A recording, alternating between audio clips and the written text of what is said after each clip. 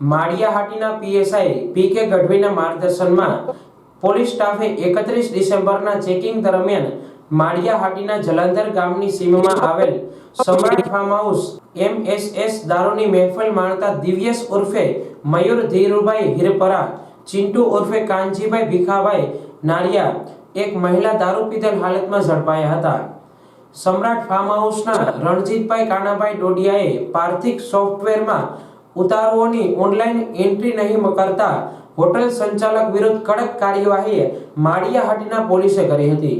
આ રેડ દરમિયાન મોબાઈલ નંગ 2 કુલ મુદ્દામાલ કિંમત ₹10,000 કબજે કરી જુદી જુદી કલમ લગાડી ગુનો દાખલ કર્યો હતો।